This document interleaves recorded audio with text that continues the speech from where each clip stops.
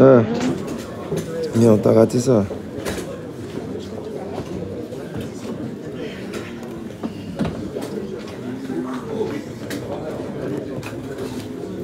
Oh.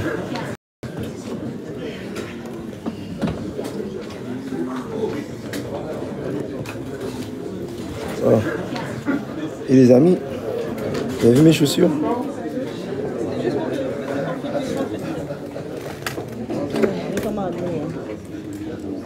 Yes.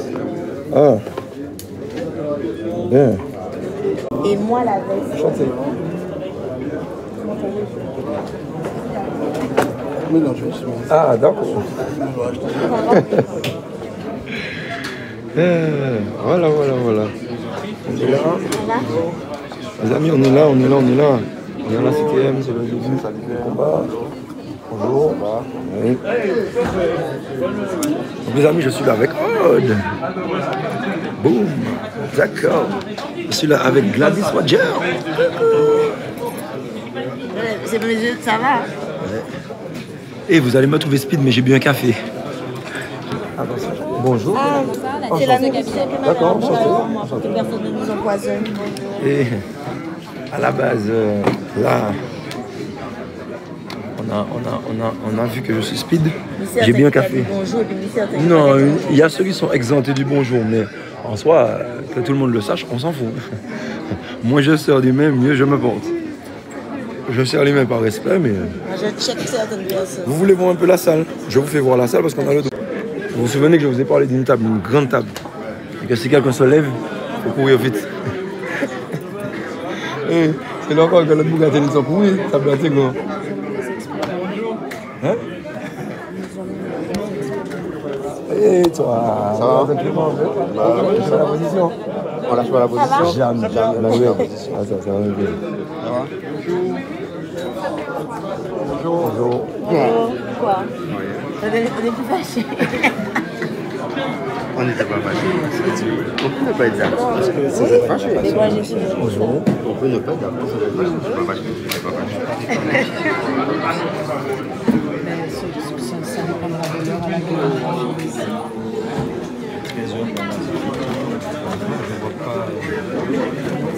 Si on commence à 10 heures, ils vous ont dit à peu près sur cette mais bon, on verra. En tout cas, on est là, les amis. Ça peut être le live au maximum, donc vous serez avec nous au début en live. Et puis. franchement, ça mérite ça. Il n'y a pas d'autre. On va pas qu'à manger ici. Ça, c'est problème. Donc, les amis, vous êtes en live avec nous. Là, on est là. On regarde. Ça se passe au mieux. On va voir comment les discussions se font. Alors, il y a beaucoup d'invités. Hein. Je vois Bruno Mans, Philippe, Jacques, André Pamphile, Mickaël, Elaga, Julien. Okay. Charles Larancher, Céline Rose, Stéphane Ayotte, François Hugues Despointes, Patrick Fabre, Catherine Ouda, Patrick Plantard, Yannick Descompois, Laurent Gola-Monchi, Jean-Christophe Bouvier, Jean-Christophe, Serge Lachimi, Lucien Salibert, Arnaud Nicovaille, Aude Goussard, Rodrigue Petito, Gladys Roger, Frédéric Buval, Giovanni William, Béatrice Bébé, Jean-Philippe Nilan. Donc nous sommes du côté où il y a les députés et, voilà, et autres. Ok les amis? Donc je vous ai fait un petit peu un tour de table vite fait. Ceux qui connaissent les fonctions des uns et des autres, ok? Attends, j'ai pris un café, j'espère que ça va quand même être Oui, ça, c'est pas du café. yeah. Donc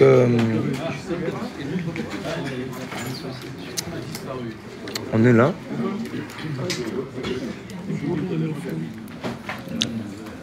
T'as oublié quoi?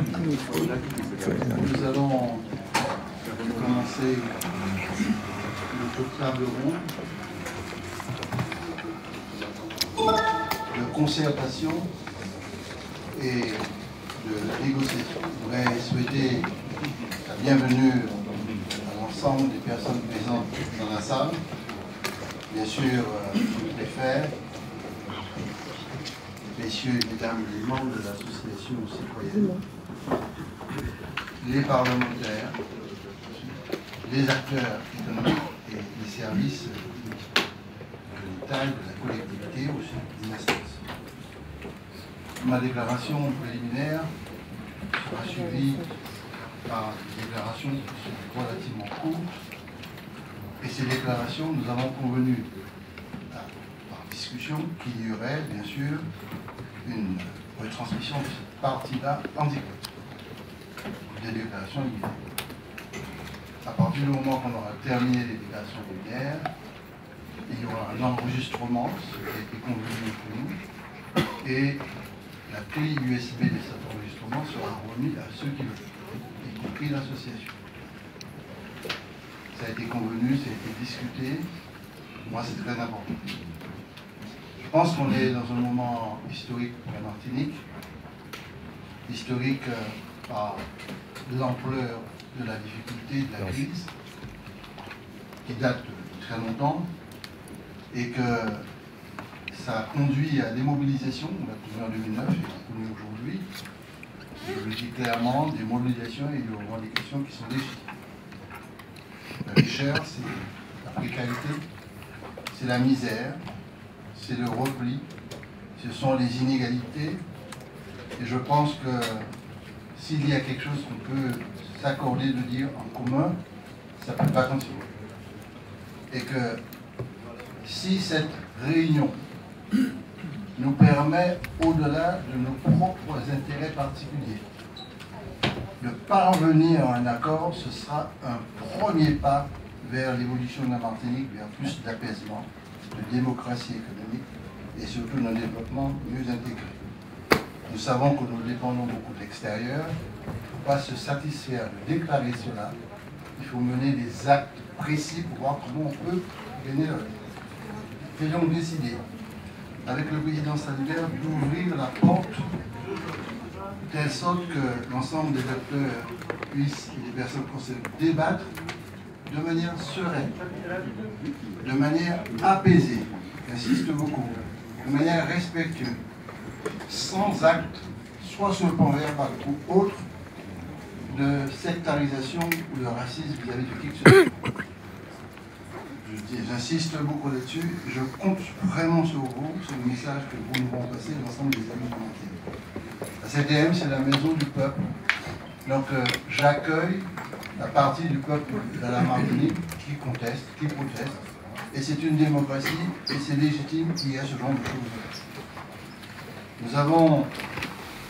Il nous faut sortir de cette situation de crise et nous devons absolument partager cette volonté claire.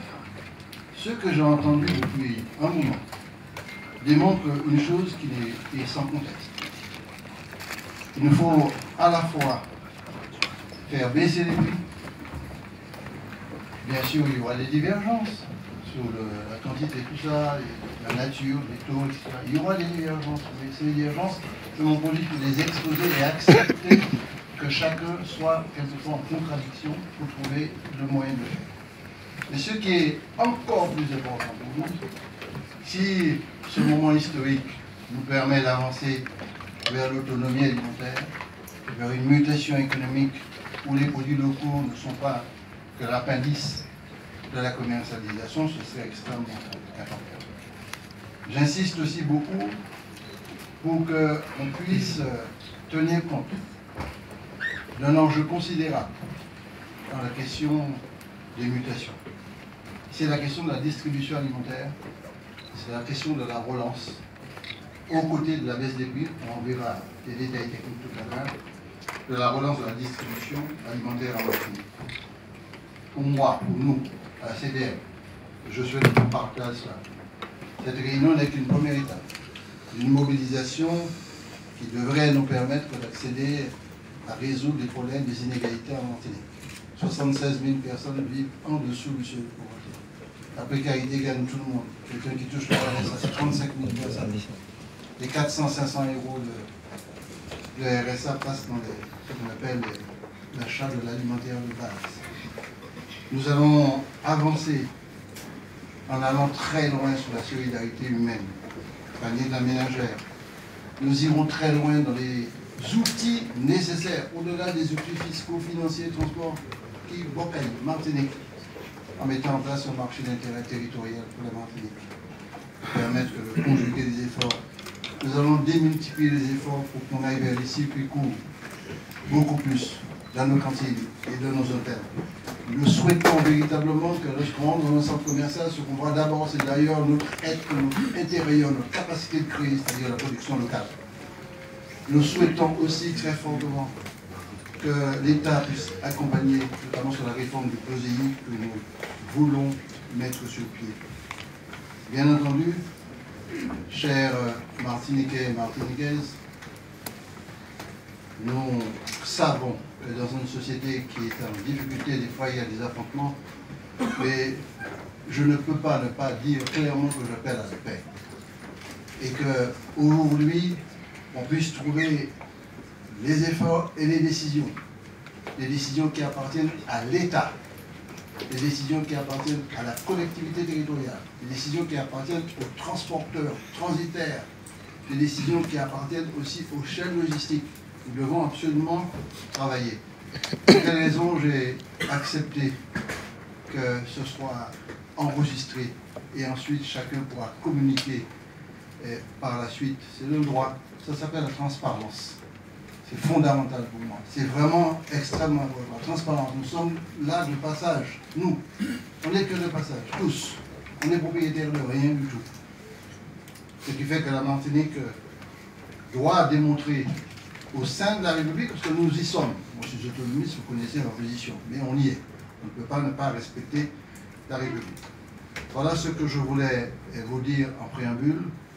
Je passerai la parole à Monsieur le Préfet pour faire sa déclaration, ensuite à l'association pour faire sa déclaration, et ensuite ceux qui veulent s'exprimer faire une déclaration. Et à la suite de ces déclarations, nous allons bien sûr entamer ce qu'on appelle les propositions. Claires, nettes et précises. On est dans les actes, on fait des propositions. Et ces propositions sont débattues. Est-ce qu'on sera d'accord sur tout? Je ne sais rien. La seule chose, je pense que tous les Martiniquais et Martiniquaises qui nous écoutent, qui nous entendent, doivent se dire le premier des objectifs qu'on devait respecter, et je ne dis pas que vous ne le faites pas, et qu'on exprime à la fois dans l'humilité de notre être, de notre personne, la capacité de transcender nos intérêts particuliers, pouvoir regarder face à face la mère de famille ou le couple qui touche 500 € par mois et qui est dans l'incapacité de finir de donner ses enfants à manger dans de bonnes conditions. C'est ça qu'on veut, c'est tout, ça s'arrête là. Et qu'on puisse avancer. Je le dis, ne prenez pas ça mal, mais une nouvelle démocratie économique. Quand je parle de démocratie, je ne suis pas en train de dire qu'il n'y a pas de démocratie ici, je suis en train de dire que bah, chaque monde a chance, quel que soit pour la politique origine. C'est ça que je veux. Si je réussis ça, et si, ça c'est un combat personnel, si nous réussissons ça, pour la énième fois, je vous tends la main. Pour la énième fois, ne coupez pas ma main. Je vous tends la main. Je vous tends la main. Ne coupez pas la main. Parce que si vous coupez la main, c'est votre propre main que vous mettez le faux. Merci beaucoup, je passe la parole au préfet. Le Martin. Merci, Monsieur le Président. Mesdames, Messieurs les parlementaires, Mesdames, Messieurs, en vos grades et qualités. S'ils peuvent nous suivre en ce moment, je voudrais simplement d'abord saluer les habitants de Grand-Rivière, Prêcheurs et Rivière-Pilote qui connaissent des difficultés liées aux pluies abondantes que connaît le territoire et qui sont que connaissent ces communes. Je vous remercie, Monsieur le Président, de nous donner ici l'occasion de nous revoir pour la 3e fois en un mois, afin de présenter le fruit de ces dernières semaines de travail partagé, et je dois le souligner, de travail acharné, sur le sujet de la lutte contre la vie chère. Ce travail est le fruit de l'investissement de nombreux acteurs, et je tiens à saluer tout particulièrement le travail de Johnny Ajar, dont le rapport parlementaire a servi de fil conducteur dans le diagnostic des problématiques et dans l'identification des solutions à y apporter. La lutte contre la vie chère est une préoccupation absolument majeure des Martiniquais, et ce depuis de nombreuses années. Mais c'est aussi une préoccupation de toutes les populations ultramarines, en Guadeloupe, à La Réunion et ailleurs, qui constatent à quel point les prix de la consommation sont particulièrement élevés lorsqu'on les compare à ceux de l'Hexagone. Si c'est une préoccupation de nos concitoyens, c'est aussi une priorité impérative pour l'État. Le bouclier qualité-prix a constitué le premier résultat tangible que l'État, en lien avec les autres parties concernées, a fait accoucher à travers un texte législatif spécifique. Mais si la détermination de l'État est assurée, je tiens à rappeler ici devant vous qu'il ne détient pas seul les clés du succès. Je l'affirme avec force. Le premier devoir de l'État républicain, son obligation absolue, le résultat, c'est d'abord et avant tout d'assurer l'égalité de tous les Français devant les services publics. Et c'est ce qu'il fait partout sur le territoire national, y compris en Martinique, en offrant une éducation gratuite, de qualité, quel que soit l'endroit où l'on vit, en assurant le prix unique de l'électricité et des carburants dans des zones insulaires où les coûts de production sont prohibitifs, ou encore en investissant pour la sécurité de tous et en garantissant l'égal accès aux services publics de la justice. Mais si l'État est tenu à cette obligation, il ne s'y limite pas. Son ambition, c'est aussi de mener et d'accompagner, aux côtés des collectivités territoriales, des politiques de développement économique et social, pour soutenir et favoriser la prospérité des territoires et de leur population, en favorisant l'accès à l'emploi, en investissant dans les entreprises innovantes, en appuyant le développement des infrastructures qui favorisent les échanges, comme c'est le cas pour l'agrandissement de l'aéroport de Fort-de-France, celle du Grand Port de Martinique, ou encore le financement du très haut débit. Mais dans la poursuite de ce développement économique et social, nous ne sommes ni dans une société, ni dans une économie administrée. L'alimentation, la nourriture de biens manufacturés, la production et la distribution ne sont pas des services publics. Les prix pratiqués par les grandes surfaces ne sont pas fixés par l'État, qui ne rémunèrent pas non plus les salariés du privé, ni ne contingentent la consommation de la population. Pas plus qu'ils ne dirigent les opinions de chacun, autorisent la libre poursuite de leurs intérêts, ou ne trient les bons citoyens des mauvais citoyens. En dehors de la fourniture des services publics, le rôle de l'État dans la société est donc fondamentalement d'ouvrir un cadre qui favorise la libre expression des talents de chacun au service de tous et de les soutenir dans cette ambition. Et dans ces derniers jours de crise qu'a vécu la Martinique, c'est ce que j'ai passionnément voulu qu'il fasse, partout où il était attendu, et de deux manières différentes. D'abord, l'État a cherché à garantir un cadre à la société, et particulièrement à l'expression sociale des mécontentements, manifestations et revendications. L'État doit faire en sorte que les désaccords naturels et même souhaitables puissent être constructifs et déboucher sur des solutions positives. Son rôle est donc d'ouvrir un espace de dialogue respectueux de tous, où la parole doit être libre, directe, et par-delà les postures ou les jeux de scène, toucher les problèmes au cœur pour trouver des solutions qui fonctionnent et qui composent les intérêts divergents de chacun. Pour que ce dialogue démocratique ait lieu, des conditions doivent être réunies. Cela passe par le rétablissement du calme dans la rue. L'expression des forces sociales et politiques ne doit jamais dégénérer en attaques personnelles, en violence, en vandalisme et en pillage. Il est impossible d'avancer dans le chaos et sur un champ de ruines. L'État ne tolérera jamais, et il le doit aux Martiniquais. Ensuite, le rôle de l'État est aussi de fixer un cadre au marché, afin de corriger les dysfonctionnements du libre-jeu économique. Il a la responsabilité de réguler les acteurs économiques, afin de permettre le fonctionnement non faussé de la concurrence. Il réprime les ententes, les cartels, les abus de position dominante. Depuis le début de l'année, plus de 500 contrôles ont été menés par la direction des entreprises de l'emploi, du travail et des solidarités, la DETS, que je salue, afin de garantir la loyauté de l'information du consommateur, la traçabilité des produits et leur origine, ou encore la transparence des prix. Et force est de constater, je le rappelle ici avec conviction, qu'il n'y a pas dans la problématique de la vie chère en Martinique d'acteurs qui puissent être accusés de frauder le marché. Les rapports parlementaires et les grands organismes indépendants de la Cour des comptes, l'INSEE, l'autorité de la concurrence le démontrent. Les causes du différentiel de prix entre l'Hexagone et la Martinique, comme dans les autres outre-mer, et pardonnez-moi de le souligner, comme dans toutes les autres îles de taille comparable dans la Caraïbe, sont d'abord et avant tout structurelles. Il y a d'abord et évidemment l'éloignement. Quand 80% des produits consommés sont importés de l'Hexagone, il existe 13 étapes intermédiaires entre la production et l'achat du produit. Chacune de ces étapes représente un coût indiscutable, incompressible. Et pour les produits qui sont fabriqués localement, il y a des coûts liés à l'étroitesse du marché insulaire dans lequel ils sont distribués. Il faut que le producteur amortisse l'achat de ces machines et de ces outils qui sont sous-employés. Les prix des produits dont l'offre répond à une demande de taille aussi petite que la Martinique vont forcément aussi être élevés. Est-ce à dire qu'il n'y a pas de solution? Non, il y en a. Ce que je veux dire par là, c'est que la solution est complexe. Elle ne peut pas répondre à la simplicité d'injonction ou d'interpellation. Tout le monde est d'accord sur l'objectif. La question est de savoir par quel chemin on pourra y parvenir de la manière la plus durable. Cette solution ne peut pas faire fi des réalités, elle ne peut pas s'exonérer d'un travail sérieux, rigoureux, partagé, confrontant les points de vue de tous. Elle est hautement sensible car elle touche, je l'ai expliqué, à des équilibres et à des forces dont certaines nous dépassent largement.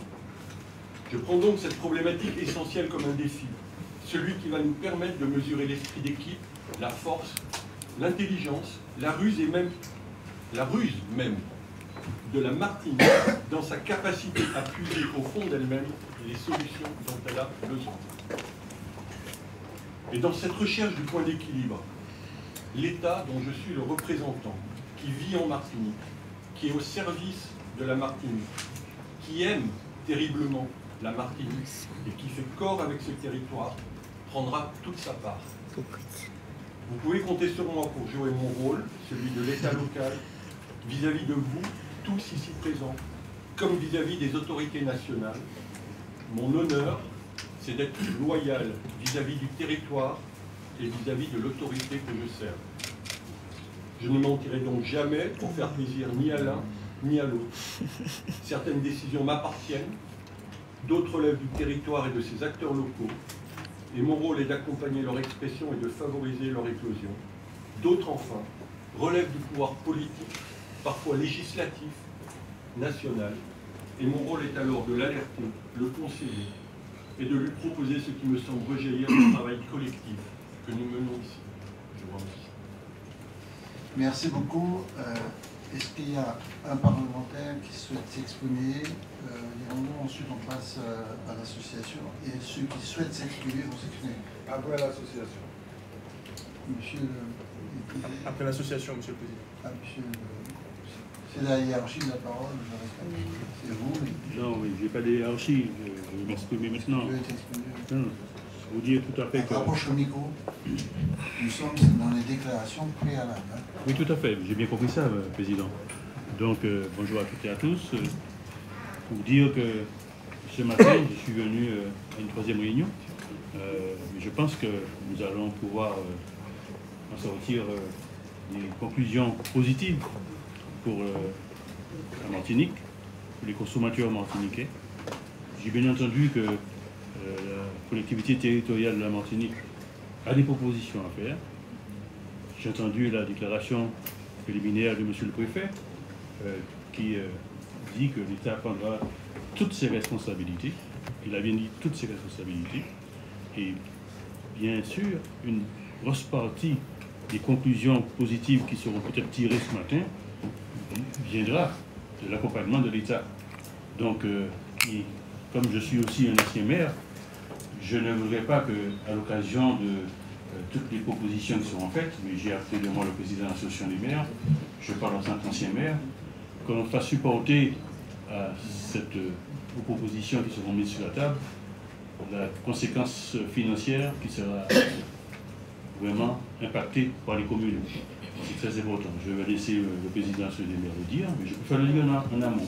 Et puis, en tant que parlementaire, il est bien entendu que maintenant que nous avons un nouveau gouvernement, quel qu'il soit, hein, nous ne sommes pas là pour juger de ceux qui sont au gouvernement, il est important que nous puissions aller au Parlement, que ce soit à l'Assemblée nationale ou au Sénat, avec des propositions unitaires. Si chacun descend à Paris pour donner ses propositions, je crois qu'on aura échoué. Donc je suis dans d'esprit positif de concertation avec mes collègues. Je l'avais déjà dit que ce que nous allons porter au niveau du Parlement sera la voix de la population de la Martinique. Merci. Merci. Madame Catherine Concon est à Paris, donc elle est en visio, elle a demandé la parole. Madame la sénatrice. Bonjour Monsieur le Président, bonjour Monsieur le Préfet, bonjour à mes collègues parlementaires et bonjour à toute l'Assemblée. C'était juste pour m'excuser de mon absence en présentiel, mais je remercie le Président d'avoir accepté que je puisse participer à cette réunion en distanciel par les moyens modernes qui sont aujourd'hui mis à notre disposition. Je suis les choses avec attention, j'ai un certain nombre de propositions à faire, de contributions à apporter, y compris dans le cadre de la continuité territoriale, au vu du rapport que j'ai remis officiellement au Sénat en mars 2023, qui comporterait ces éléments de continuité territoriale à la fois passagers et marchandises. Et bien sûr, je continuerai à vos côtés à faire progresser cette cause sur laquelle nous travaillons depuis de nombreuses années, mais comme l'a répété M.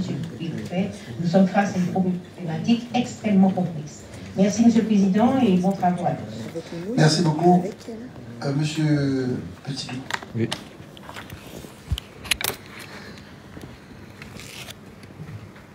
Bonjour tout le monde. Je ne vais pas être trop long puisque nous sommes trois. Donc je remercie tous ceux qui ont fait qu'aujourd'hui on puisse être présents autour d'une table pour pouvoir enfin commencer à dessiner des solutions pour enrayer, stopper la vie chère. Parce que ce qui se passe aujourd'hui, on l'a dit, redit, c'est criminel. On n'est plus à un stade où c'est tolérable, acceptable, où on peut encore survivre, c'est criminel. Parmi tout ce que je remercie, je vais remercier tout particulièrement le peuple martiniquais. Le peuple qui souffre et qui a eu le courage, après la grande bataille de 2009, une fois de plus, de mettre tout de côté et d'entrer dans le combat pour qu'aujourd'hui, on puisse être là où nous sommes, puisque Gladys Roger, Haute Goussard et moi-même Rodrigue Petitot, nous ne sommes que les porte-voix de la partie du peuple que nous représentons. Cette partie du peuple a beaucoup souffert avant 2009. Elle a souffert encore plus depuis 2009. Et il est vrai qu'un tel traumatisme voudrait qu'on soit dans un coin, recroquevillé, sans l'envie de se battre. Pourtant, ils ont mis toute leur souffrance de côté, toute leur douleur, et ils sont entrés dans le combat pour faire entendre ce qu'on a l'impression que personne ne voulait entendre. Il a fallu la sagesse de certains pour comprendre qu'au stade où nous en sommes, le peuple a besoin d'entendre, de comprendre, et ce n'est ni à nous, le RPRAC, ni à ceux qui sont autour de cette table aujourd'hui, de juger de ce que le peuple peut ou ne peut pas entendre.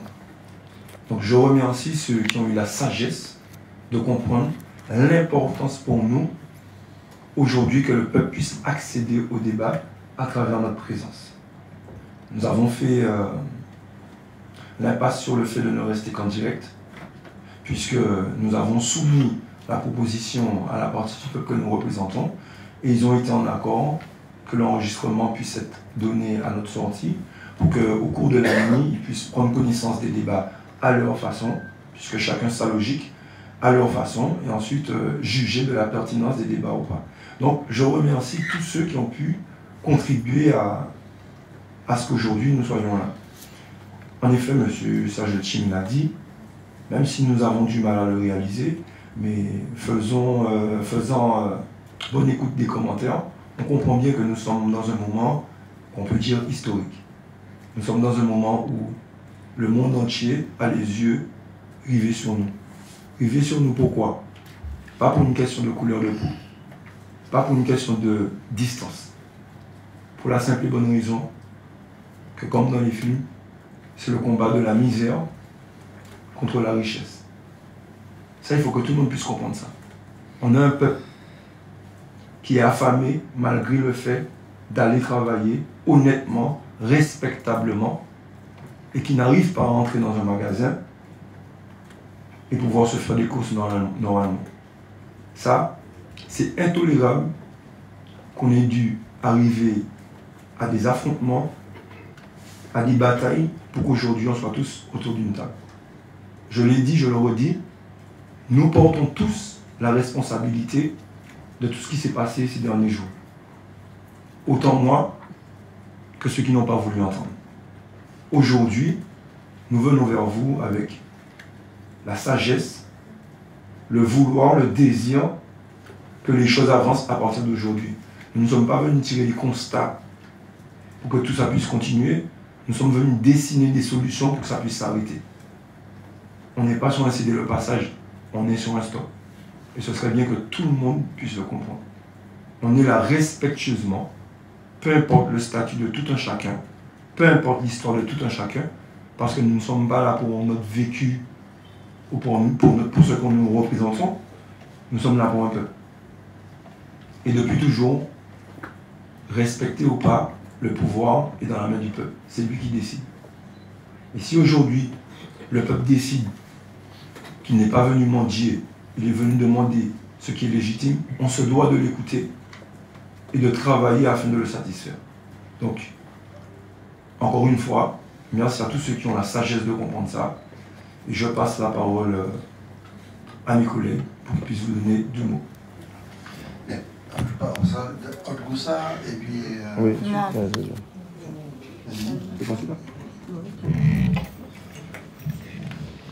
Alors, bel bonjour tout le monde. Je ne serai pas bien longue. J'ai deux choses à dire. Je remercie toutes les personnes qui ont permis que cette réunion soit possible. Je remercie tous ceux qui ont mis leur ego, leur rage, leur grief de côté afin qu'on puisse être réunis dans cette salle aujourd'hui.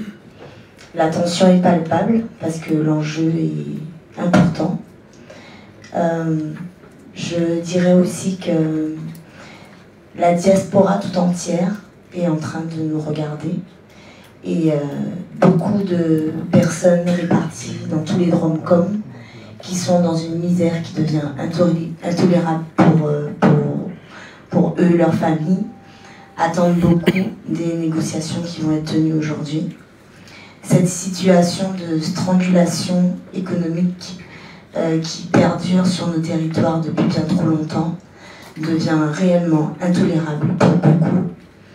Quand on se rend compte que les personnes qui touchent les 40% sur nos territoires, 40% tant décriés par les personnes travaillant dans le privé, qui jalousent, mais même avec les 40% ne s'en sortiront toujours pas, on se rend compte que pour les minima sociaux, les retraites et certaines catégories de la population sont vraiment en situation de désespoir. Donc il en va de l'honnêteté et de l'humanité de chacun d'entre nous ici pour pouvoir faire en sorte que cette situation s'améliore. Nous vivrons mieux, nous serons plus heureux, il y aura moins de tensions, moins d'homicides et nous commencerons à tendre vers une Martinique qui avance vraiment. Donc on a un peuple qui est en train de nous regarder à travers des écrans, qui est profondément déçu qu'on ait cru qu'il n'était pas en mesure ou qu'il n'a pas eu le droit d'entendre l'entièreté des débats. Je pose ça sur la table. On peut toujours revenir en arrière sur une décision. Et si tout un chacun pouvait comprendre l'importance de la transparence, nous avons des Martiniquais, des Guadeloupéens, des Réunionnais, des Guyanais, des Polynésiens qui ont été à l'université, qui ont étudié, parfois certains à l'étranger, et qui sont très profondément déçus de ne pas pouvoir suivre les débats en public. Si on s'est autant battu, c'est parce que nous avons des frères, sœurs, cousins et des personnes de la diaspora qui tenaient vraiment à entendre ce qui se passe en direct. Donc nous avons fait ce compromis parce que la tension arrive à un point culminant et que nous avons tout fait, nous le RPRAC, pour contenir la colère des uns et des autres. Nous savions que l'enjeu était difficile, que les colères contenues depuis très longtemps risquait de devenir ingérable si l'honnêteté n'était pas à la table. Nous avons pourtant pris le risque de faire les choses de la manière dont on les a faites. Et aujourd'hui, nous avons bien vu où ça nous a tous amenés. Parce que jusqu'à aujourd'hui, nous considérons que les travaux qui ont été amorcés sont très loin d'être à la hauteur des besoins de la diaspora, sur des DROMCOM dans son entièreté. Donc, soyons tous honnêtes, faisons de notre mieux, que chacun fasse tous les efforts possibles pour que, au niveau de l'alimentaire, dans la vie chère, nous puissions régler ce problème le plus rapidement possible pour passer à un autre, parce qu'on en a beaucoup à régler des problèmes. Je vous remercie beaucoup. Merci beaucoup. Madame Boussa. Et puis ensuite, passons.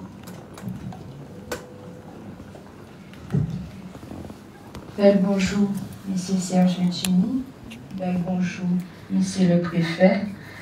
Et ça qui peut comprendre, ça qui pas qu'à comprendre, moi qui demande des autres, traduit bas autres. Parce que ma carrière, c'est M. Serge Letchimy qui permet que candidat collectivité territoriale Martinique nous permette longuement nous devant. Merci pour ça. Je me rappelle qu'en 1948, l'article 25 de la Déclaration des droits de l'homme, qui a prévu le droit à l'alimentation, il y a des principes fondamentaux en détail, font donc disponibilité manger à. Nous ne pouvons pas dire nous pas ni disponibilité manger Martinique. Il y a l'adéquation, il y a la durabilité, et puis il y a ça y a crié l'accessibilité. Et en disant ça fait accessibilité, il y a dit qu'il faut qu'accessibilité soit abordable. Et c'est parce qu'accessibilité n'est pas abordable que 2009, pays a pris du fait. 1er juillet 2024, soit 15 ans après, mon peuple là, nous le EOPRAC, nous décidons, basote, la grande distribution, et puis bas au monsieur les préfets, en injonction. 1er septembre arrivé, premier bagage qui arrivé, c'est la répression. La répression pas qu'à faire, la vie baissée. 5 septembre 2024, première table ronde. Et dit que le EOPRAC quitté table là parce que le peuple a demandé nous à ce que nous avons filmé. Deuxième table ronde, 8 jours après. EOPRAC a quitté table là. Et puis nous la jodia parce que nous sommes en président de la collectivité territoriale de Martinique qui prend responsabilité et qui voit qu'elle ne peut pas arrêter comme ça. Merci pour ça, M. Serge Letchimy. Ça nous y a dit à présent, c'est que nous pas pour aller dans le combat, et que la vie a qui est virée, démarrer, pliché, dans moins dit dès l'année. Alors nous autres mettons un lot bagaille en place en 2009, et cette bagaille qui a changé jeudi jour en 2024, c'est que nous autres avons proposé que nous avons ouvert comme nous à la Caraïbe. Pas de problème. Nous là, nous n'y compte à rendre peuple là tout à l'heure. Nous pouvons écouter les autres et puis en pile attention. Nous n'avons pas de problème. Nous là, nous n'y compte à rendre peuple là tout à l'heure. Nous pouvons écouter les autres et puis en pile attention. Nous n'y des points d'observation. Nous pouvons continuer pour nous sortir en dit dans Tracatala. Parce qu'en moment, on ne peut pas acheter en brut 8 steaks hachés jeudi jour à 16 €. Et dit qu'en France, même moment, et puis des chambres là, dans le même magasin, on peut acheter en brut 10 steaks à 9 € au plus cher. C'est ça que Martini a dit. Moi, j'espère que nous arriver trouver des solutions pour nous répondre à les outre-mer. Et moi, qu'à permettre comment ouvrier en belle fausse énergie positive par la Kanaki. Et qui qu'à sans moins que malheureusement, il y a qu'à fait, il y a qu'à mort en babal pour revendication qui taille. Merci. Merci Madame Boussa. Alors, les parlementaires, bien sûr, il faut prendre l'exemple des interventions succèdent. Je sais que j'ai été bon, je passe par la parlementaire, c'est la hiérarchie instituée. Et ensuite, on ouvre la discussion aux acteurs et aux autres présents. Qui souhaite s'exprimer pour 3 minutes par personne? Vas-y. Merci, Monsieur le Président, Monsieur le Préfet, chers collègues, Mesdames, Messieurs. Merci, Monsieur le Président, parce qu'enfin, il y a une retransmission en direct de ces débats. Des déclarations préliminaires. En tout cas, des déclarations préliminaires. Et un enregistrement pour le technique. Nous l'avons demandé dès la deuxième table ronde, Monsieur le Préfet. Et je m'en réjouis parce que le peuple a besoin de savoir ce qui se passe. Nous lui devons ça au nom de la transparence. Ensuite, oui, le rôle de l'État, c'est celui de contrôler, de faire appliquer les règles, les lois et les droits. Monsieur le Préfet, vous l'avez rappelé. C'est le rôle des parlementaires de voter les lois. C'est le rôle des collectivités d'assurer le bien-être aussi de la population. Chacun a son rôle. Néanmoins, lorsqu'on fait les choses chacun de son côté, ça ne fonctionne pas. Et moi, ce que j'ai à dire aujourd'hui, c'est qu'il faut que nous soyons ensemble. C'est ensemble, nous toujours plus fort. Malheureusement, je fais un constat, c'est celui-ci, à savoir que nous n'arrivons pas à nous entendre, à tirer dans la même direction. À chaque fois, c'est la même chose. Donc moi, j'en appelle à toutes et à tous, à ce que nous ayons enfin une position commune, à revoir ce modèle économique que nous appelons tous de nos voeux et que nous puissions travailler ensemble. Et surtout dans le contexte politique actuel, surtout au contexte national, nous allons devoir cravacher et travailler dur. Dur, mais en tout cas, il faut que ce soit dans le sens de notre population. Merci. Merci, monsieur le député. Madame la députée. Mesdames et messieurs, bonjour. Merci, monsieur le Président. Merci, monsieur le Préfet, d'avoir à nouveau pu nous réunir. Je tiens quand même en propos liminaire à dire que je suis, et je l'avais demandé, que je suis, mais peut-être me confirmerez-vous que vous les avez invités, un peu déçu de ne pas avoir la représentation syndicale autour de la table. Je l'avais dit, il y a eu des débats longs en 2019, en 2022, 2021 qui ont eu cours, en 2019 également, sous l'impulsion d'ailleurs de la CTM. Il ne faut pas aujourd'hui que nous perdions du temps à enfoncer des portes qui ont déjà été ouvertes et que nous renouvelions des demandes qui devraient d'ores et déjà être appliquées. C'est ce que nous remarquons aujourd'hui dans l'application des mesures qui ont été celles de 2009. Certaines ont été oubliées et nous mettent aujourd'hui dans la situation, parce que les mesures qui avaient été prises avaient vocation d'ailleurs à empêcher cette vie chère. Monsieur le Préfet et Monsieur le Président, je vous ai entendu sur les rôles respectifs qui peuvent être ceux de l'État et de la collectivité, voire des collectivités. Monsieur le Préfet, je le répète, je sollicite que la position de l'État soit une position de neutralité sur l'appréciation de la situation. Lorsque l'on dit aujourd'hui que le marché est libre, c'est faux. Lorsque l'on dit qu'il y a une concurrence libre, c'est faux. Il y a aujourd'hui un système qui permet, tant à l'offre qu'à la demande, d'être accompagné. Les entreprises sont parfois économiquement accompagnées, ça c'est pas de la libre concurrence. Donc il y a parfois, lorsque l'État le juge nécessaire, une aide qui peut être apportée, un soutien qui peut être apporté au marché. L'intérêt pour chacun d'entre nous, c'est que ces aides qui sont portées tant à la population qu'au marché aient vocation à servir les intérêts pour lesquels elles ont été créées. Et ce que nous espérons, en tout cas moi ce que j'espère en propos liminaire, c'est que tous les efforts qui pourront être faits par le biais du fonds public seront de nature à être contrôlés et à permettre en effet une applicabilité, non pas une récupération. Et j'invite chacun d'entre vous à se rappeler de ce que nous avons des exemples précédents, tels que la TVA par exemple, qui a été diminuée en France hexagonale sur la restauration et qui n'a pas emporté obligatoirement d'ailleurs pour le consommateur une baisse des coûts. On n'est pas encore dans le détail du débat. Non, mais Président, c'est un propos préliminaire, mais c'est parce que ça va accompagner les débats.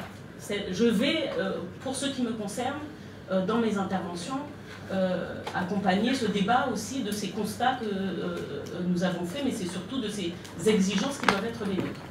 Et je dis également, donc, dans ce qu'il manque, au-delà de nos divergences politiques et des combats que nous avons menés, je regrette, mais peut-être aussi a-t-il été invité et n'a pas pu venir, je regrette que M.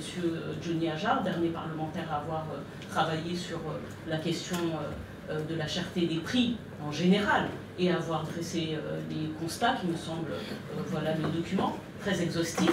C'est un travail, en tout cas, sur l'état des lieux qui n'est pas négligeable.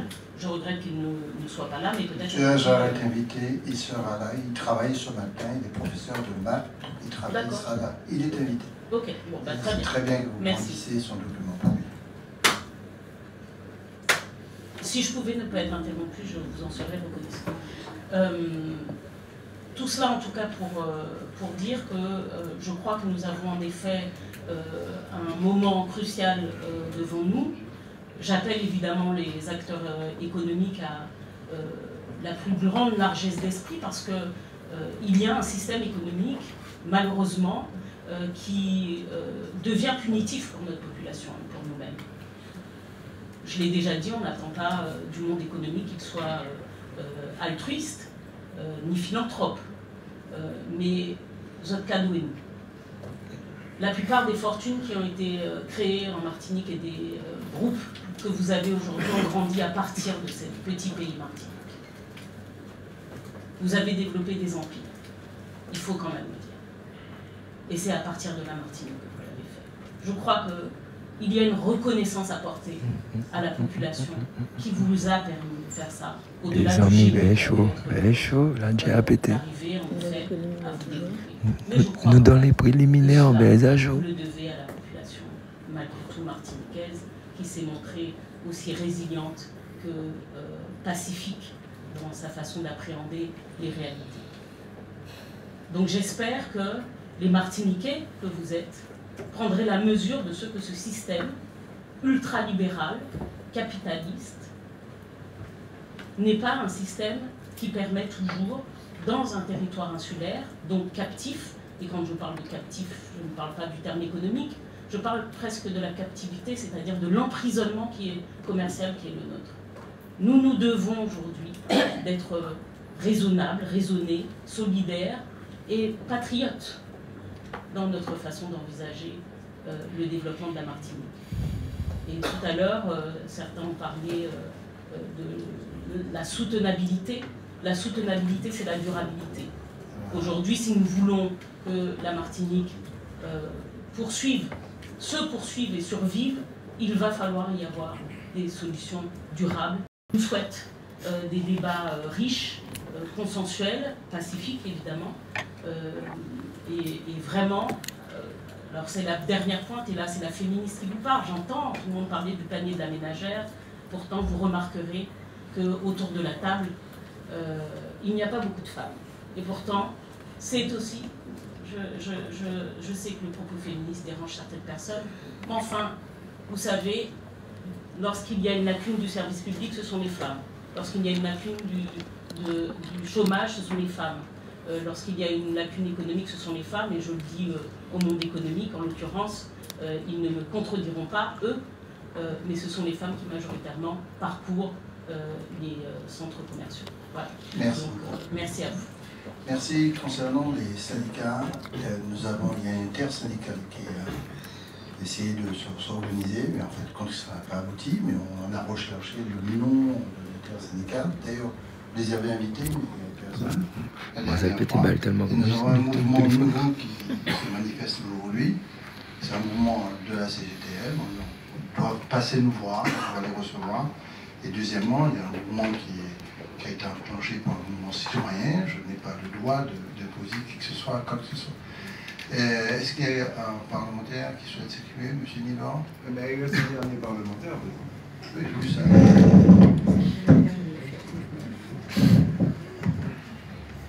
Je salue très respectueusement tous ceux qui sont autour de cette table et qui sont déterminés à participer à un travail qu'on espère fécond. Parce qu'on a vu trop de réunions ne jamais aboutir à des choses concrètes. Là, visiblement, autour de la table, il y a un état d'esprit qui est positif. Je le sens un peu partout. Je salue cet état d'esprit. Je salue prioritairement, et je tiens à rendre hommage à ceux qui ont pris l'initiative de ce mouvement. Parce que c'est un mouvement qui est éminemment légitime. Éminemment légitime. Après, je suis en droit de m'interroger sur le périmètre de cette réunion et de nos réflexions. Est-ce qu'il s'agit simplement de vie chère dans l'alimentaire? Ou est-ce que la vie chère ne va pas au-delà de l'alimentaire? Les transports aériens, c'est la vie chère. Les pièces détachées autour, c'est la vie chère. Très chère, trop chère. Les abonnements téléphoniques, numériques, c'est la vie très chère. Donc j'espère que ce débat, s'il est circonscrit aux questions de l'alimentaire, ne va pas faire de nous, ne va pas donner de nous l'image d'un peuple tube digestif exclusivement. Parce que nous sommes beaucoup plus que des tubes digestifs. Je voudrais aussi insister sur une idée. Il faut arrêter de diaboliser l'octroi de mer. L'octroi de mer n'est pas la source essentielle de la vie chère, contrairement au discours ambiant, à ce qu'on veut laisser entendre. Je rappelle tout simplement qu'en 2009, l'une des orientations qui avait été prise après la grève, c'était une baisse de l'octroi de mer. Et cette baisse, la grève, c'était une baisse de l'octroi de mer. Et cette baisse de l'octroi de mer, elle a provoqué une crise des finances des collectivités, notamment des communes. Mais elle s'est accompagnée d'un mouvement inflationniste. Donc il n'y a pas de relation automatique entre baisse de l'octroi de mer, diabolisée dans le discours de l'État, et baisse des prix. Ça, c'est un premier point. D'ailleurs, c'est bien le gouvernement français qui a commandité un rapport FERDI, Fondation d'études et de recherche pour le développement international, qui a instillé cette idée que l'octroi de mer serait la cause de tous les maux dans nos territoires. Et je rappelle que ce rapport FERDI concluait en disant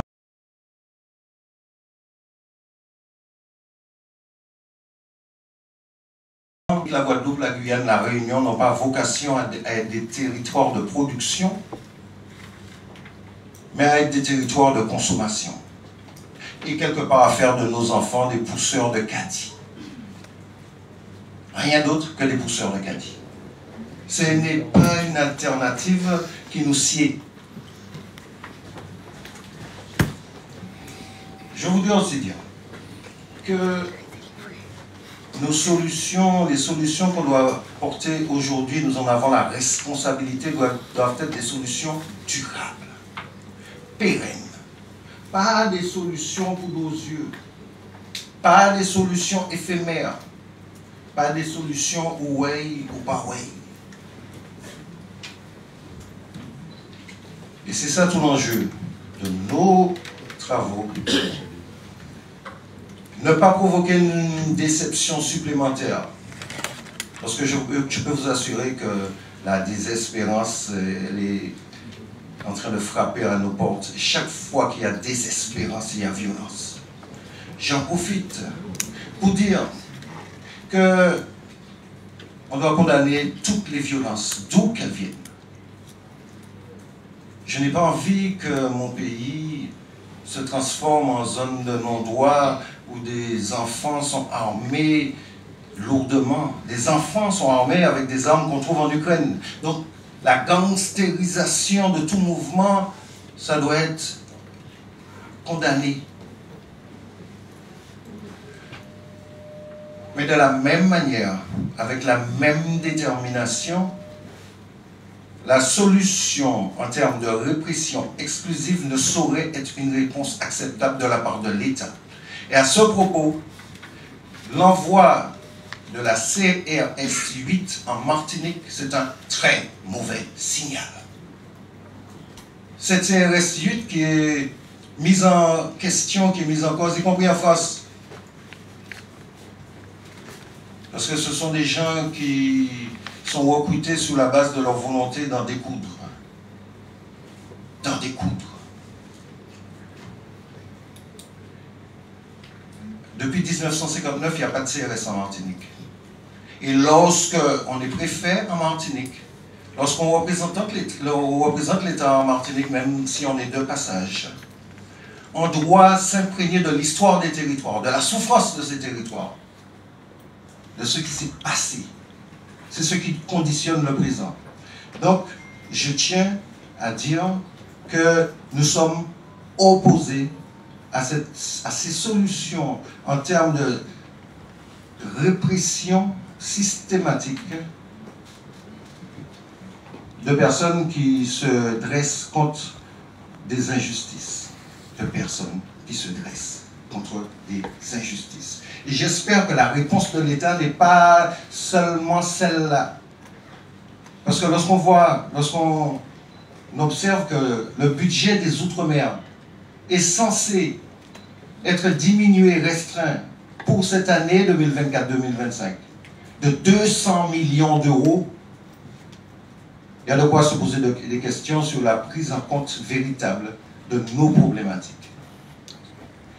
Je tiens enfin à excuser mon collègue Marcelin Nadeau qui est bloqué au pêcheur ce matin, qui fera le maximum pour nous rejoindre en cours de travaux.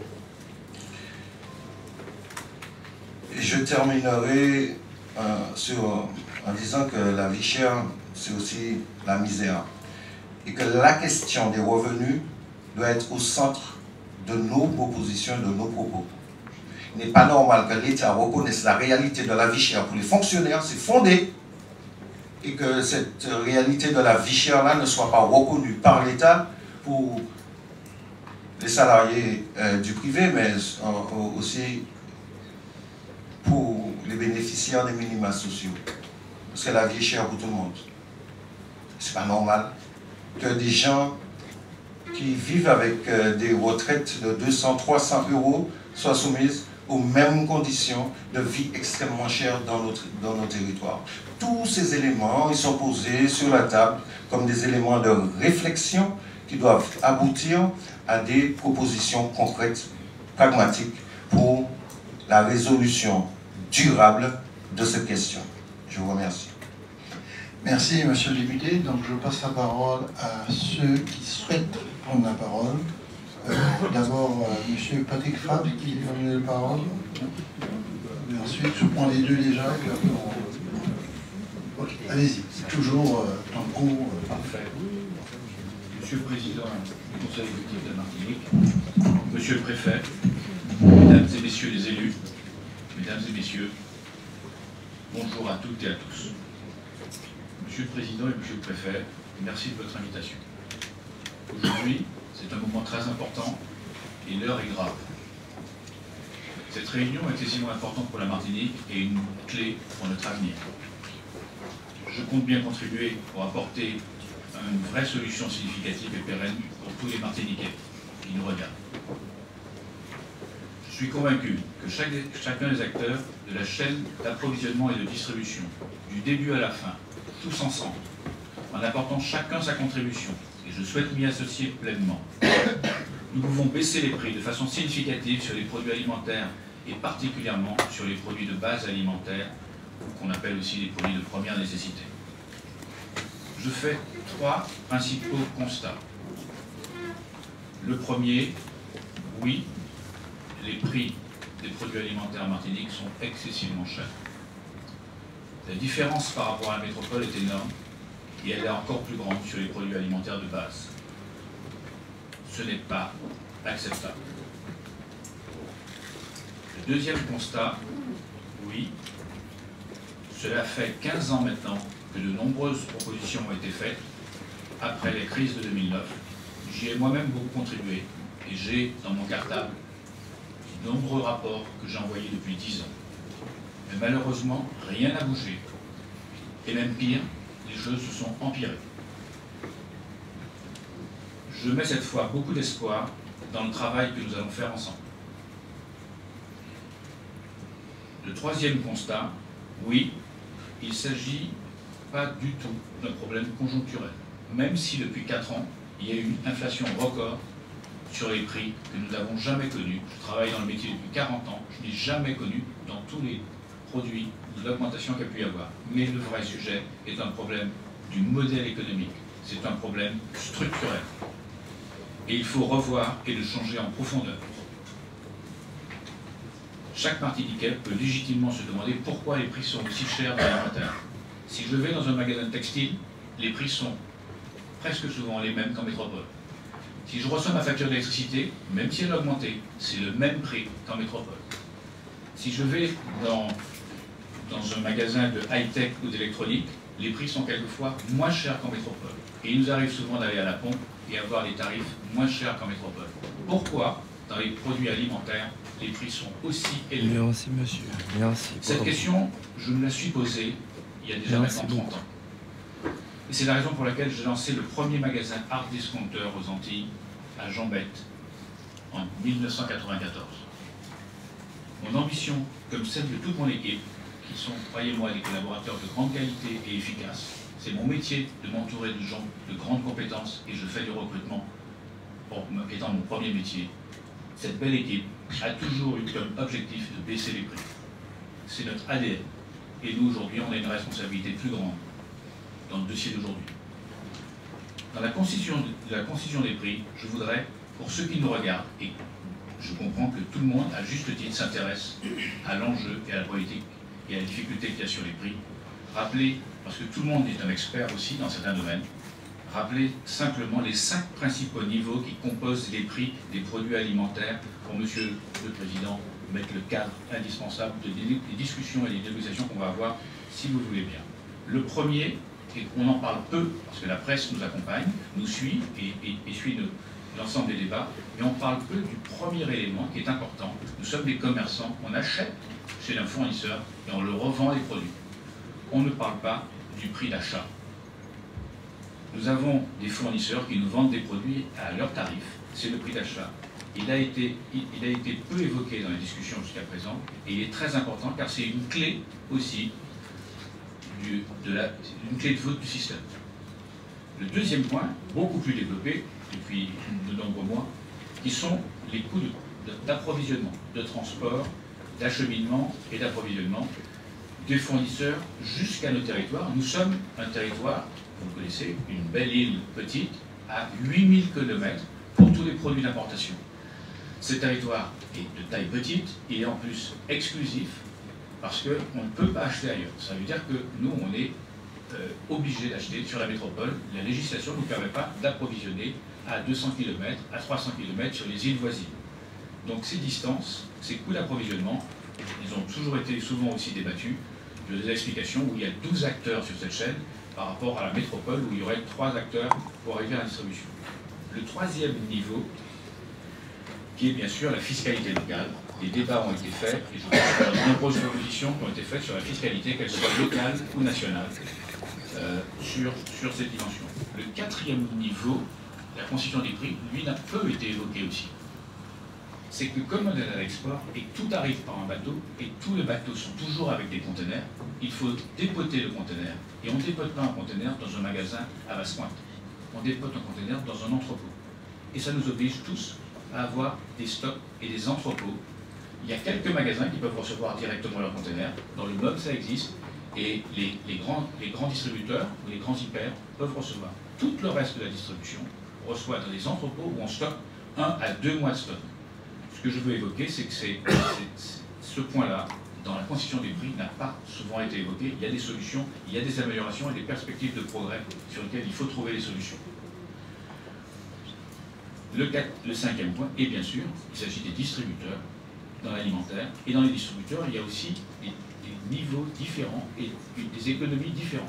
Il y a au moins 4 types de distributeurs.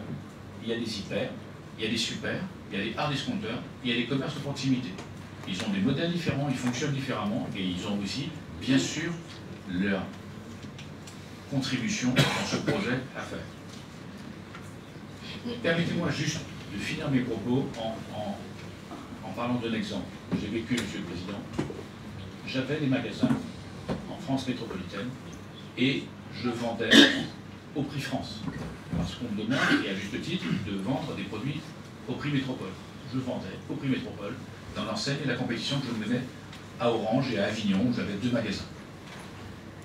J'ai les mêmes marges qu'ici. On va les discuter, il y aura des contributions, tout le monde va faire des efforts, et nous sommes complètement associés à ce projet. Mais à l'inverse, pour le modèle économique, pour expliquer clairement les choses, on vendait en métropole avec les mêmes marges qu'on a ici, mais par contre, la grande différence, c'est qu'on achetait au prix métropole. Le prix d'achat dans le magasin, à la réception du magasin d'Avignon, était au prix d'achat métropole. Dans mon magasin du Marin, je ne peux pas acheter au prix d'achat métropole, car il y a tous les éléments dont il faut tenir compte, sur lesquels on doit trouver des solutions. Je me permets d'insister parce que vous m'entendez souvent parler des produits de base alimentaire. Ce n'est pas qu'il y ait des produits particuliers sur lesquels il faut baisser, c'est simplement parce qu'il y a une injustice dans le système d'approvisionnement, réellement. C'est les produits les plus pauvres qui, du fait de la containerisation et de la volumétrie, sont les produits que les gens les plus modestes achètent principalement. Et c'est ces produits-là dont l'écart avec la métropole est énorme. Tout le monde sort des chiffres, 30%, 40%. En plus, ce sont des moyennes. Il y a des produits qui sont excessivement élevés. Et c'est ça, ça ne peut pas durer. Moi, mes clients sont souvent des clients d'un milieu populaire dans les différentes communes, et je vous dis, et je partage complètement votre avis, bah, il arrête. Il nous faut changer ce modèle. Et il nous faut trouver des solutions. C'est ces produits principalement, c'est pour ça que vous m'entendez tout le temps, et vous m'entendrez sur tous ces débats de la négociation, insister, parce que la plus grande différence, c'est surtout eux qui ont beaucoup de mal, et les produits, c'est eux qui payent le plus cher, c'est le combi. Dans le modèle économique et le système que nous avons, c'est le combi, c'est les gens les plus modestes qui payent les prix les plus chers dans leur consommation. Je suis convaincu que ce dossier de la vie chère, essentiel pour notre pays aujourd'hui, n'a jamais eu autant de chances d'aboutir. Et de trouver des pistes de qualité et de baisser les prix, au moins sur les produits de base alimentaire, de façon pérenne, durable et définitive. Merci de votre écoute. Merci à vous. Merci, M. Fabre.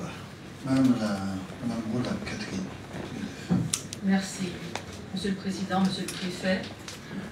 Merci d'avoir organisé cette nouvelle table ronde à laquelle nous sommes très attentifs.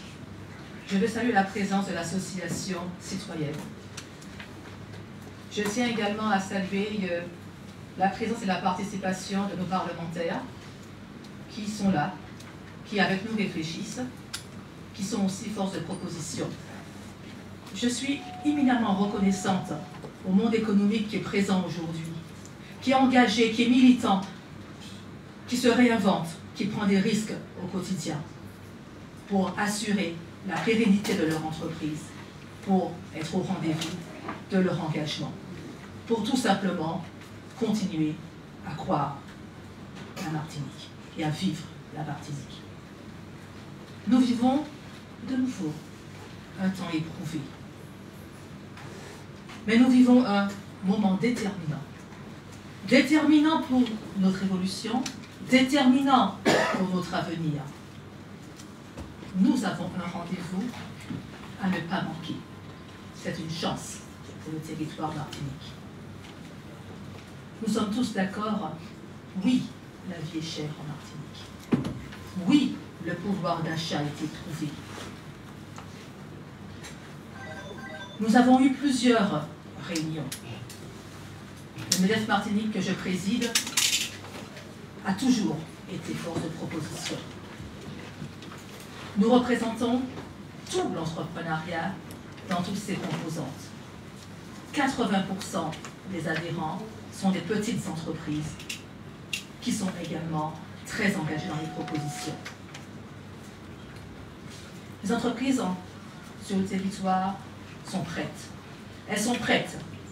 Le MEDEF Martinique à multiplier les propositions. Sur le plan de la distribution alimentaire, je tiens à rappeler que nous avions 8 groupes. Il en reste 4. Nous avons, lors des réunions, lors des tables rondes, expertisé les raisons, les causes de la vie chère en termes de prix à la consommation. Nous avons audité 13 étapes, 13 coûts, 13 facturations, 13 charges, qui rentrent en résonance dans l'économie de la composition du prix. Lors de toutes nos réunions, de façon croisée, en synergie, dans le respect du contradictoire, nous avons émis des pistes de réflexion, au rang desquelles, vous y reviendrez, l'aide aux fret, la nécessaire continuité territoriale, la péréquation, notamment de l'octroi de mer. Vous avez annoncé, Monsieur le Président, un abaissement ou une exonération sur plusieurs familles de produits. Nous sommes, MEDEF Martinique, prêts à rentrer dans la mise en place de la réalisation, de la faisabilité, de la pérennité des mesures qui ont été préconisées. Je veux également lancer un cri d'alarme concernant les entreprises qui ont été éprouvées au mois de septembre et qui sont véritablement au bord du dépôt de bilan. Ce sont également des hommes et des femmes, ce sont également des pères et mères de famille. Nous avons cette obligation de pouvoir ensemble, je dis bien ensemble, demeurer les acteurs de notre territoire. Nous devons en effet ensemble rentrer dans cette synergie sans division, je dis bien sans division, sans clivage, car au plus profond de moi, avec la collaboration de tous, du monde économique, du monde public, du monde économique, des consommateurs également, que nous sommes tous sans clivage, nous avons cette responsabilité citoyenne de transmettre à nos jeunes un territoire viable. Merci beaucoup. Est-ce qu'il y a encore des intervenants? Alors, monsieur, et puis, oui, il y a 2 autres intervenants ici. Après, monsieur le président de la Chambre. Allez-y, toujours, je m'excuse. On passe. Merci, Monsieur le Président. Philippe Rech, directeur général de CMA-CGM Martinique, arrivé le 1er septembre ici sur cette ligne. Monsieur le Préfet, Madame et Messieurs les élus, tout l'ensemble présents autour de cette table, et en guise de préliminaire, parce que le monde maritime est souvent un petit peu inconnu, ou mal connu, parfois aussi décrié, je me permettrai, en guise là également dans les préliminaires et avant d'entrer dans le vif du sujet des études techniques, rappeler 2-3 petits points. Effectivement, CMA-CGM est un opérateur dominant dans le transport maritime, c'est quand même le 3e opérateur mondial. Il est également fortement présent ici en Martinique et il est souvent, parfois peut-être, accusé d'utiliser sa position dominante et d'être en grande partie responsable de ce qui nous rassemble aujourd'hui ici. Certes, c'est un opérateur qui compte dans le sujet de la vie chère, mais je me permettrai, si vous me permettez, de rappeler quelques points. Tout ça pour baliser, là encore une fois, les débats et pour participer à la connaissance de cet outil. Je rappelle que si CMA-CGM est en position dominante ici, il n'est pas en position de monopole, comme parfois on peut l'entendre. Il est une des 3 compagnies maritimes qui escalent à la Martinique et jusqu'en 2022, il y avait un 4e opérateur qui, par ailleurs, est lui-même le 2e opérateur mondial. Et il a quitté la desserte de la Martinique. Les compagnies maritimes ne représentent pas évidemment la totalité de la chaîne d'approvisionnement, donc des frais d'approche. Et comme l'a rappelé Monsieur le Préfet en liminaire, c'est un des 13 opérateurs qui interviennent aux côtés des logisticiens. Et comme l'a rappelé Monsieur le Préfet en liminaire, C'est un des 13 opérateurs qui interviennent aux côtés des logisticiens, des transitaires, des transporteurs terrestres, évidemment de la collectivité, des transitaires, des transporteurs terrestres, évidemment de la collectivité et de l'État dans tout ce qui est son domaine de fiscalité. Beaucoup d'études circulent sur la formation des prix, et notamment celle qui avait été commandée à l'époque par la CCI, M. Olivier Sudre, qui ont montré, et on ne peut pas le minimiser évidemment, mais qui ont montré le poids du fret dans la différence de prix Hexagone et de prix ici. Il a été clairement montré, et ça a été rappelé dans les différentes tables rondes, que le coût du fret intervient différemment, évidemment, selon la nature même de la marchandise transportée.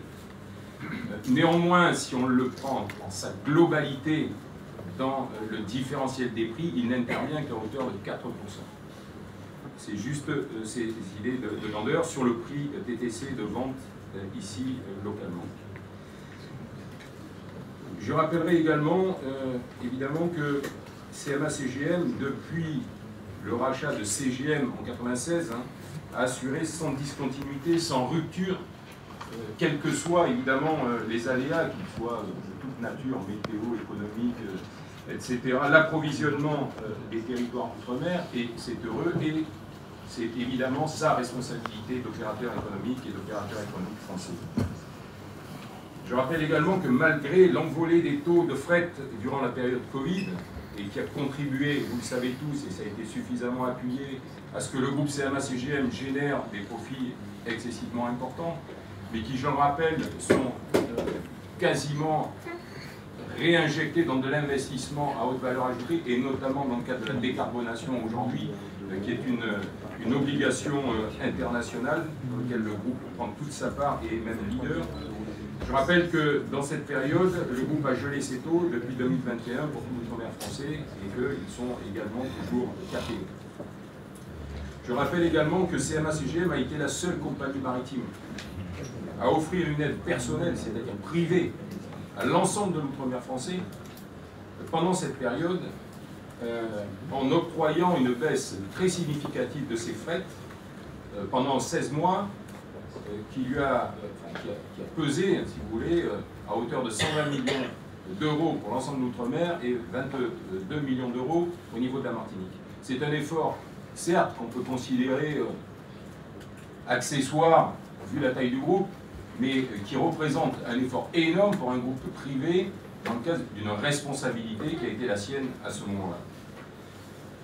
Je rappelle également que CMA-CGM est la seule compagnie maritime aujourd'hui à s'investir de manière très forte dans la décarbonation et à mettre en place ce qu'on appelle le corridor vert entre l'Europe et les Antilles, et en investissant massivement pour cela, aux côtés des pouvoirs publics évidemment, pour réaliser la mise en place d'un hub Antilles-Guyane, de manière à faire baisser sur ces destinations, évidemment, une réduction à l'émission carbone très très importante et qui se développera plus tard. Enfin, et ce sera mon dernier point, avant de donner évidemment tout le poids et la responsabilité qu'on aura dans ces discussions, je rappelle également, et ça c'est beaucoup moins connu évidemment, et c'est pour ça que je le souligne, merci de me le permettre, que le groupe CMA-CGM, via sa fondation, effectue des actions ciblées en direction de nos territoires, des actions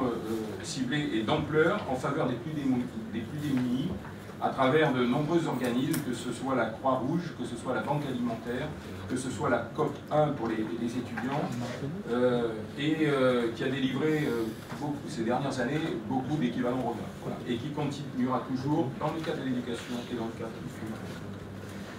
Tout ça pour dire que je souhaitais quand même remettre ce cadre-là et dire que CMA-CGM comprend l'enjeu qu'il y a aujourd'hui et au cours de cette journée, est en responsabilité, il a toujours été, et sera évidemment aux côtés des solutions qui seront étudiées. Merci, M. Ayotte.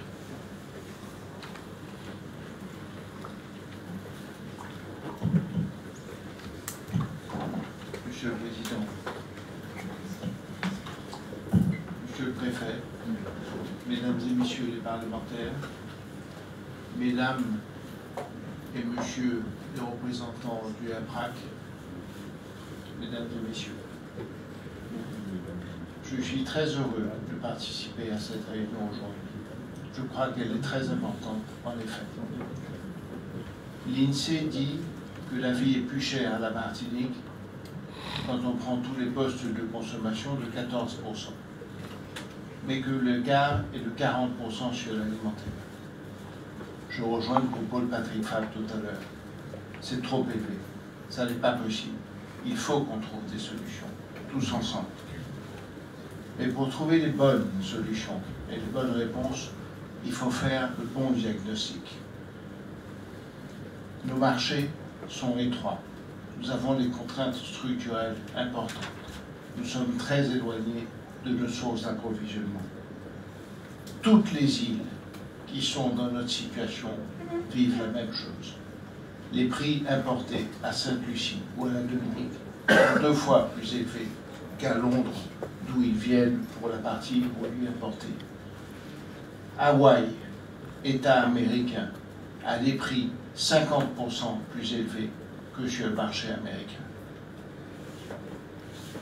Le secteur alimentaire est sûrement le secteur qui a été le plus contrôlé, le plus audité sur les 15 dernières années. Vous avez autour de la table 7 acteurs indépendants qui représentent 7 enseignes, presque autant que sur le marché métropolitain, malgré la taille étroite de notre marché de 360 000 habitants. La concurrence est féroce. En 2009, le leader, le groupe le plus important dans le marché alimentaire était le groupe Cora. Il a disparu. En 2019, le groupe le plus important dans le secteur alimentaire s'appelait le groupe Oinoé. Il a disparu. Les groupes Lancry aussi ont disparu. C'est un marché et c'est un secteur très compétitif, très concurrentiel.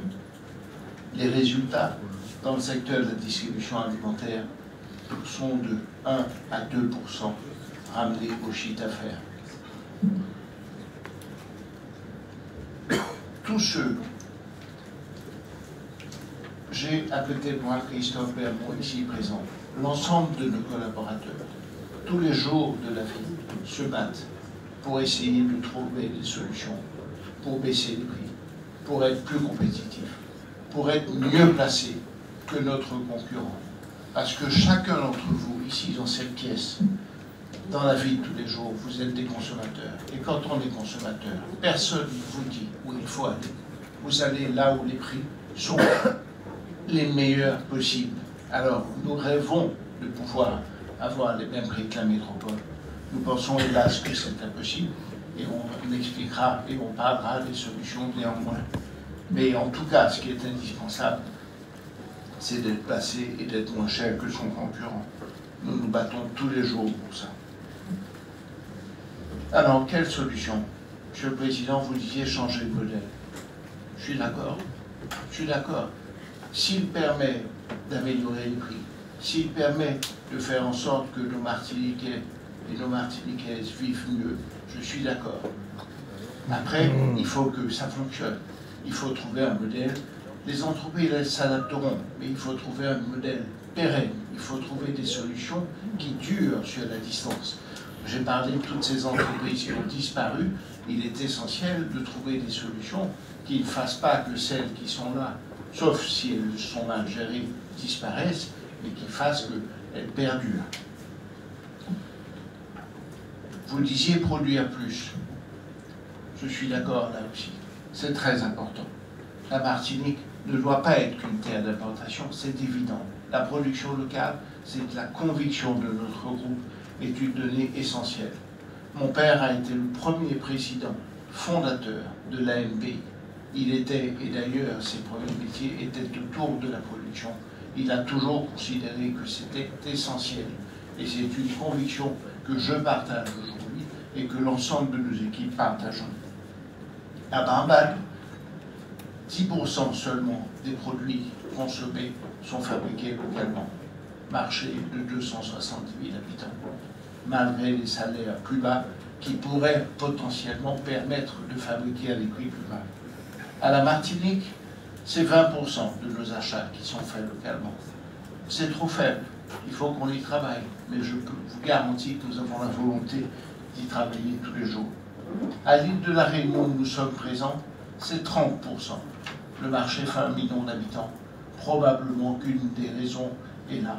On parlera aussi tout à l'heure, quand on rentrera dans le détail, des filières, des organisations. Et je crois qu'on peut faire mieux, néanmoins, malgré les contraintes de notre marché. Une solution globale, nous ne la voyons pas. Ou alors, sauf si votre voisin, c'est-à-dire Monsieur le Préfet, et à travers lui l'État, trouve une solution qui s'appelle la continuité territoriale. La voie royale, pour prendre l'expression de certains. C'est certain que si je rejoins Patrick Fabre, si nous sommes en mesure d'acheter localement, c'est-à-dire que les produits arrivés à nos magasins arrivent au même prix qu'un magasin métropole, nous vendrons au même prix qu'un magasin métropole, c'est une certitude. Nos marges sont les mêmes, mais la différence, c'est l'éloignement. Alors, nous les distributeurs, qui sommes au contact des consommateurs tous les jours et qui voyons bien et qui se faisons engueuler à juste titre tous les jours par nos clients qui nous disent c'est trop cher, on cherche des solutions. Ça fait plusieurs années que nous poussons à cette idée dont on va reparler tout à l'heure, de double péréquation, de dire, à défaut d'une continuité territoriale globale, que la Corse, au demeurant, a su négocier il y a une trentaine d'années, sujet à mettre sur la table. Si, à défaut d'arriver à faire une continuité territoriale globale, pourquoi ne pas, et je reprends les propos de Patrick Fabre, sur ces produits de première nécessité, attention, pas les produits premier prix, les produits les plus consommés. Dans notre proposition, on parle de famille de produits. C'est toute la différence avec 2009. Les propositions dont on va parler tout à l'heure et que les distributeurs poussent sont des propositions beaucoup plus importantes, beaucoup plus massives, avec des impacts considérablement plus forts pour le consommateur martiniquais que ceux qui avaient été proposés en 2009. Nous parlons d'une cinquantaine de familles de produits. Mais quand on va décider, si on y arrive, de baisser le prix des pâtes alimentaires, parce qu'on aura fait une double péréquation, c'est-à-dire que l'on aura baissé les frais d'approche, et que l'on aura baissé l'outre-mer, et que l'on aura baissé de 20 ou 25% le prix de ces paquets de pâtes alimentaires, c'est pas la pâte premier prix, c'est l'ensemble de la famille des pâtes. C'est l'ensemble de la famille du riz s'il est concerné, et c'est l'ensemble des familles de tous les produits concernés. L'autre solution, mais là encore, là ça n'est plus l'État, encore que ce sont les transporteurs maritimes, mais c'est vrai que le système dans lequel on est un système, les transporteurs à juste titre disent ça nous coûte le même prix de transporter un conteneur, quelle que soit la marchandise vendue. Oui, mais sauf que quand on met 20 000 € de marchandises dans ce conteneur, l'impact des frais d'approche que l'on estime à 5 000 € est beaucoup plus élevé que si on met 100 000 € de marchandises. Et donc, au fond, vous disiez tout à l'heure que l'impact du transport, c'était 4% sur les marchandises transportées. Je vous réponds chiche, à mon mettre 4% sur tout. Et là, mon paquet de pâtes alimentaires et de riz, on aura résolu l'essentiel du problème. Mais on voit bien que c'est compliqué. Bon, je sais que c'est un système mondial, mais n'empêche que le sujet, il est quand même beaucoup là.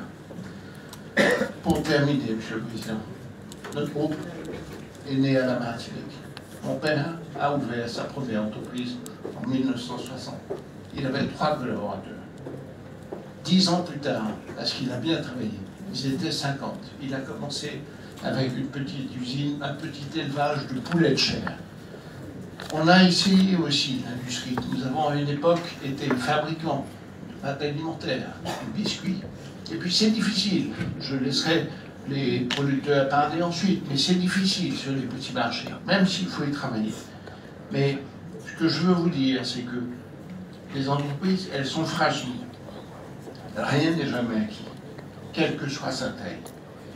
Mais nos économies, la Martinique en particulier, a besoin d'entreprises fortes qui investissent et a besoin d'entreprises martiniquaises. C'est notre cas, c'est le cas des acteurs que vous avez autour de cette table. Et c'est une chance. Nous sommes concernés. Nous savons d'où nous venons. Nous savons la petite entreprise que nous étions. Nous savons que l'entreprise est fragile. Mais vous pouvez aussi compter sur nous, sur les sujets dont on va parler aujourd'hui. Merci. Merci beaucoup. Je crois après c'est M. Jacques. Et après... Monsieur le Préfet, Monsieur le Président du Conseil exécutif, Mesdames et Messieurs les parlementaires, Mesdames et Messieurs en grades égalité, je voudrais rappeler que la Chambre de commerce et d'industrie s'est préoccupée depuis plusieurs années de cette problématique de la vie chère. Nous avions en 2023, et ça a été rappelé par plusieurs interlocuteurs précédents, travaillé sur la problématique de comment réduire le coût de la vie à la Martinique. Certains chiffres ont été repris, mais il s'agit de moyenne, et je voudrais quand même rappeler que si c'est 4% du transport, c'est une moyenne qui masque les écarts que nous avons sur les produits alimentaires. L'écart de prix de 40% sur les produits alimentaires est beaucoup moins insupportable, et c'est pour ça qu'à la Chambre de commerce et d'industrie, nous avions travaillé avec un cabinet spécialisé en économie insulaire pour déterminer les causes de cet écart de prix et surtout formuler des propositions.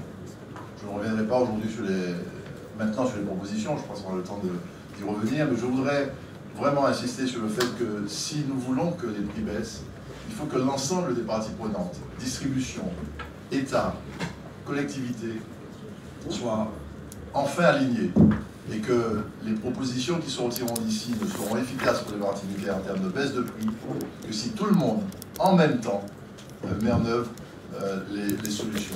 Distribution, je l'ai dit, transport, collectivité et État. La continuité territoriale a été évoquée, c'est ce que je considère comme étant la voie royale. La sénatrice Conconne l'a évoqué et on a parlé dans son rapport. Je pense qu'il faut que nous donnions les moyens de permettre aux Martiniquais d'acheter des produits à des prix raisonnables. Je ne pense pas que l'on parvienne d'un coup de baguette magique à avoir les mêmes prix que dans l'Hexagone, mais il faut travailler à réduire cet écart qui est proprement insupportable pour les Martiniquais et singulièrement pour ceux qui ont un pouvoir d'achat très faible. Vous l'avez rappelé, Monsieur le Président du Conseil exécutif, près de 30% des Martiniquais vivent en dessous du seuil de pauvreté. Donc c'est dans ce cadre-là et de ce contexte-là que nous avons, dès 2023, à la Chambre de commerce et d'industrie, travaillé sur les écarts de prix et formulé des propositions, dont certaines sont reprises aujourd'hui et nous en réjouissons. Merci. Merci, Monsieur le Président. Monsieur Larcher. Tout d'abord, vous remercier, Monsieur le Président Ottini, Monsieur le Préfet, de l'invitation que vous nous faites de la pollution locale. Saluer donc les représentants du RPRAC, présents ce jour, saluer les élus nationaux, députés et sénateurs, chaque personne, mesdames et messieurs, en vos grades et qualités.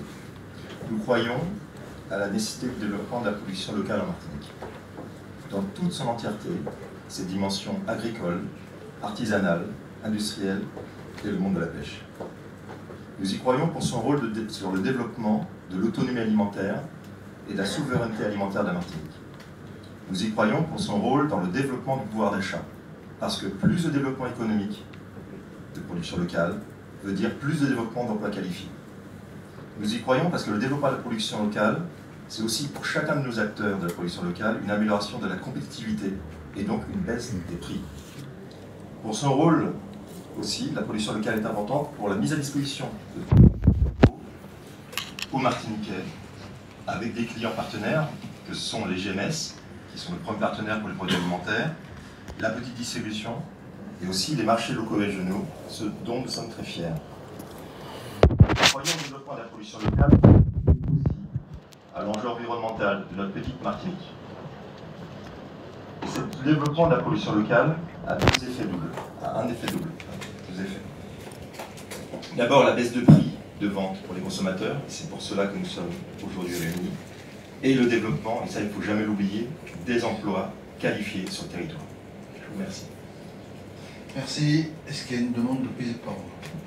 Céline Rose. Merci. Bonjour à toutes et à tous, Monsieur le Préfet, Monsieur le Président du Conseil exécutif. Comme d'habitude, la présence de la Confédération des petites et moyennes entreprises, on peut s'étonner de sa présence autour de la table, parce qu'elle n'a pas de grands groupes au sein de ses adhérents, mais elle a beaucoup de commerces de proximité. Et je suis souvent là pour rappeler que ce commerce de proximité participe aussi à l'alimentation de la population. Et notre attention est entièrement portée sur les solutions qui vont aussi profiter à cette petite distribution qui aussi achète cher, on va dire ça comme ça, pour parler simplement. Et voilà, je crois qu'il y a beaucoup de sérieux autour de la table. Tout n'a pas été filmé, c'est vrai. Aujourd'hui, on trouve une solution. Je suis ravie que vous puissiez rester autour de la table aujourd'hui pour que nous ayons cette confrontation d'idées et cette recherche de solutions pour la Martinique. Je crois que c'est important que tout le monde soit conscient que des travaux ont été menés. Ils n'ont pas été peut-être à la hauteur des attentes de la population, mais pour avoir participé à bon nombre de rencontres, je crois que c'est important que nous soyons tous conscients qu'aujourd'hui, au-delà des discours, au-delà de nos prérogatives, nous avons tous la responsabilité d'apporter une réponse concrète aux Martiniquais. Et cette réponse ne doit pas être au détriment de ce commerce de proximité qui me tient particulièrement à cœur. Donc voilà, je suis attentive à ce que les dispositions qui seront prises soient aussi, aient aussi un impact sur ces commerces de proximité. Voilà. Merci. Bien. S'il n'y a pas de demande de prise de parole. Non. C'est quelle instance? Ah, pardonne-moi. Je te vois à Dil. Je croyais que c'était la Dil. Vas-y. On te donne le micro. Il y a des micros. Non, pas celui-là. Il y a des micros prévus. Ça arrive.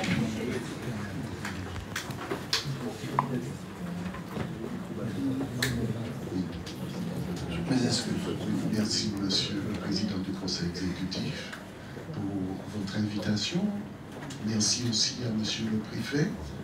Le CESEM, le troisième pilier de la collectivité territoriale de la Martinique, a été convié aux deux premières tables rondes. Aujourd'hui, je représente le président Éric Bellemare-Empêché. Je salue aussi le président Salibert, monsieur, mesdames les parlementaires. Le CESEM n'est pas resté silencieux puisque nous représentons la société civile organisée. Aujourd'hui, la Martinique vit une crise sans précédent. Tous les niveaux de la société sont touchés. Hier encore, quand j'ai vu la ville capitale Fort-de-France, on s'écoule vraiment dans une situation, un état de guerre. Il faut absolument qu'on sorte aujourd'hui concrètement, et on a la chance que ce soit un mouvement citoyen qui impulse cette réunion, parce qu'il y a des rapports, il y a des constats, il y a des audits. Mais aujourd'hui, il faut qu'on avance concrètement pour la population. Je me rends compte, vous le disiez, Monsieur le Président, le logement, les impayés locatifs explosent. Aujourd'hui, je vous parle, nous étions l'année dernière, pour toute l'année civile 2023, à 600 commandements de payer, 800 commandements de payer. Aujourd'hui, à l'heure où je vous parle, nous sommes déjà à 600 commandements de payer. C'est dire que la misère, la situation touche tous les ménages martiniquais. Ils n'arrivent plus à finir leur fin de mois. Donc nous devrons sortir d'ici avec des solutions concrètes. Je vous remercie. Merci beaucoup. Je salue la présence du député Nadeau et je demande s'il veut dire un mot préliminaire. Et ensuite, on va rentrer dans la phase active, action, proposition. Merci, Monsieur le Président. Je serai très rapide, donc je vous prie de bien vouloir m'excuser de mon retard, puisque vous savez qu'il y a des problèmes quand même importants de circulation. Et ça interroge d'ailleurs l'aménagement du territoire et la faible résilience de nos infrastructures, et c'est peut-être un champ dans lequel nous aurons aussi à travailler. Là n'est pas le sujet d'aujourd'hui, c'est celui de la recherche. Je tiens à vous remercier d'ailleurs, de même que Monsieur le Préfet, de cette initiative, d'avoir accédé aussi à la demande du RAPAC quant à la transparence des débats. C'est bien, mais peut mieux les faire. Ce serait bien encore qu'on aille plus loin dans cette transparence. Je crois qu'on gagnerait à ce que la population puisse effectivement écouter les propos et les propositions des uns des autres. Dire également qu'il est une évidence que ce type d'espace vaut mieux que toute forme de répression. Et je souscris complètement à la demande d'ailleurs de mon collègue Jean-Philippe Néolor, que je remercie d'ailleurs de m'avoir excusé, quant à le fait que la présence, à mon avis, de troupes de police supplémentaires n'est pas de nature à apaiser les tensions, je le dis, je le répète, surtout qu'on connaît aussi dans nos mémoires, dans notre mémoire collective, ce qu'a pu représenter la CRS pour le peuple martiniquais. Enfin, je souscris également à l'alerte lancée par l'association des maires. Je crois que l'octroi de mer ne doit pas être sacrifié en fait de cet effort, de ces efforts pour améliorer le pouvoir d'achat des Martiniquais. Il faut qu'on y réfléchisse aussi beaucoup parce que la situation des communes est préoccupante. Je pense notamment à l'action des communes s'agissant des centres communaux d'action sociale. Mais je voudrais dire aussi que pour moi, l'octroi de mer, ce n'est pas seulement une question de financement des collectivités, c'est aussi un outil important de protection de notre production. Et je le dis, un pays qui ne produit pas ne peut pas être un pays. Et puis, au fond, j'ai entendu aussi, puisque j'ai pu écouter quelques débats, sur la dimension structurelle des problématiques. Mais je serais tenté de dire en conclusion, comme le président Lula, quand il parle au FMI, que quels que soient les problèmes structurels, dire aux structures que les Martiniquais ont besoin de manger au moins 3 fois dans la journée. Merci. Merci beaucoup, monsieur le député. Je vous propose clairement honnêtement, nous sommes tous d'accord qu'on est dans une situation extrêmement difficile et qu'il faut s'en sortir. D'accord? Il n'y a pas de débat maintenant, ce sont les modalités et l'ampleur des propositions qui seront formulées. Je vous propose de passer à la phase proposition, mais avant la phase proposition, ce serait intéressant d'entendre à la fois la CPL, l'État, synthétique et résumé, de ceux qui y a déjà été.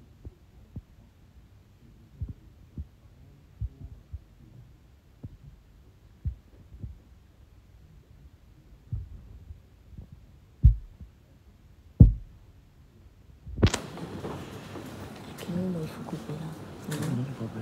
Oui, vous prenez connaissance Excusez-moi, monsieur. Bien, on est d'accord. On arrête? Ok. Eh ben, bye bye, à tout à l'heure. Je vous redis. Répondez au sondage. Merci beaucoup. Et aussi,